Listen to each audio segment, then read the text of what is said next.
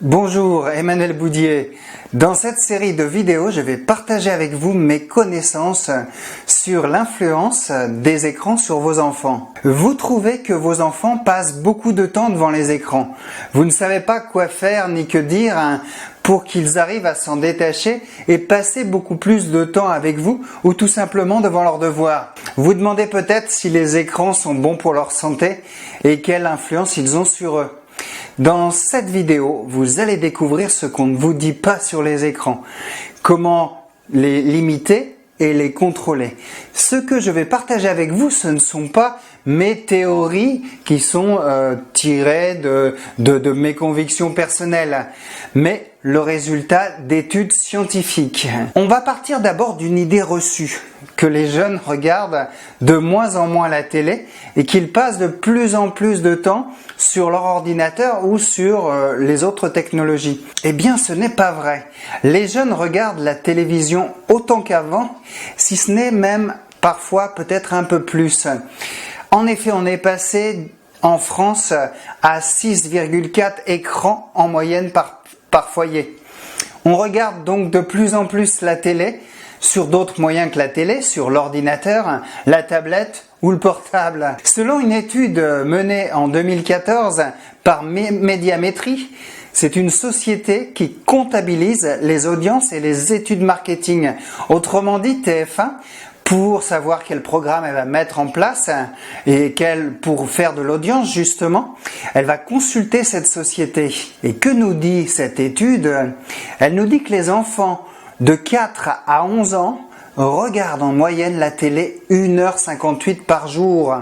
En fait, le temps passé à des activités sur l'ordinateur, la tablette, le portable, c'est du temps en plus de la télé. On conclut donc que les enfants passent de plus en plus de temps devant les écrans.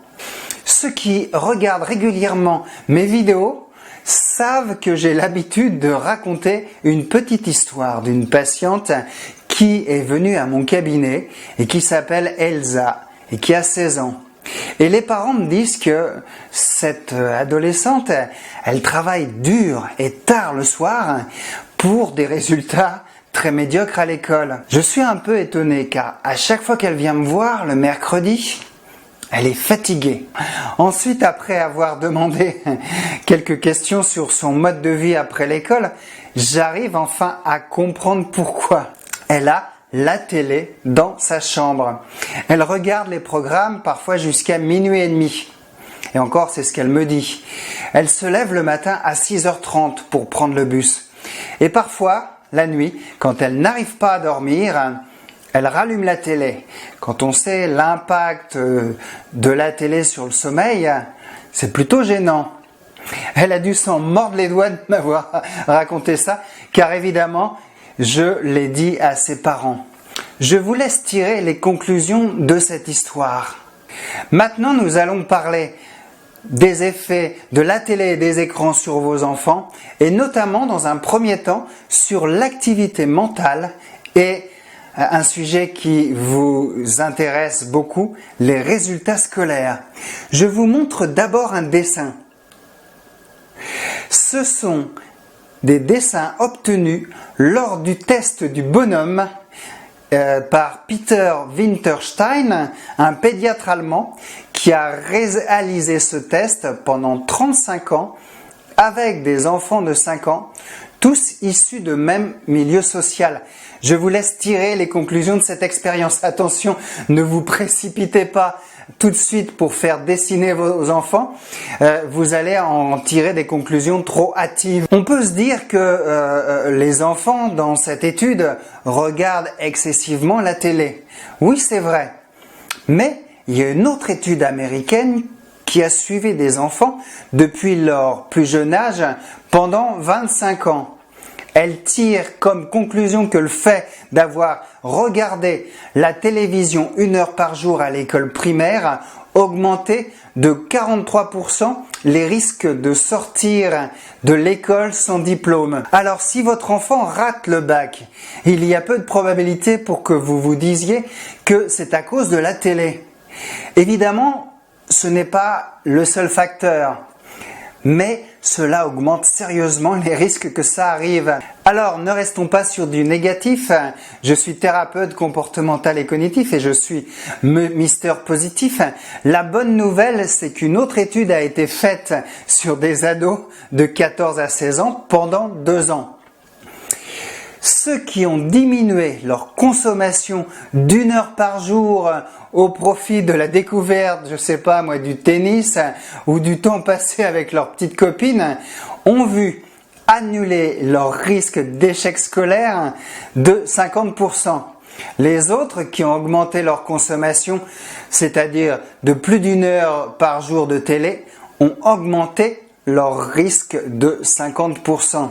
Nous allons voir le deuxième effet qui se coule de la télévision sur l'activité mentale de vos enfants. Et nous allons parler de l'attention.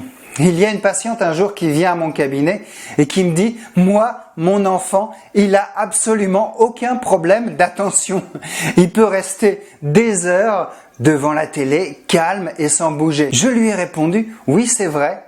Mais il y a 2 types d'attention. Il y a le premier type qui s'appelle l'attention captée.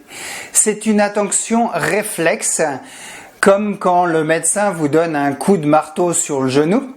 Notre regard, dans l'attention captée, est attiré par ce qui est attendu dans notre environnement, comme par exemple une mouche qui passe. C'est ce système d'attention qu'utilise la télévision, surtout pour les enfants. Ce sont des images rapides, et même pour les adultes d'ailleurs, et qui changent sans arrêt. Quand on regarde l'évolution de la télévision, on se rend compte que les plans séquences, c'est-à-dire les images qui changent, sont de plus en plus rapides, et ceci afin d'attirer au maximum l'attention et de garder le public le plus longtemps possible. Cette attention captée est faite pour marcher épisodiquement. Utilisée à outrance, elle fatigue le cerveau. Aussi, lorsque l'enfant regarde la télé le matin avant d'aller à l'école, il va mettre 2 ou 3 heures avant de retrouver sa concentration du lever. Autrement dit, il va être opérationnel à l'école à 11 heures. Que de temps perdu, non? Cette attention captée, elle, on n'a pas besoin de la développer. On l'a à la naissance. Il y a une deuxième attention qui est l'attention dirigée.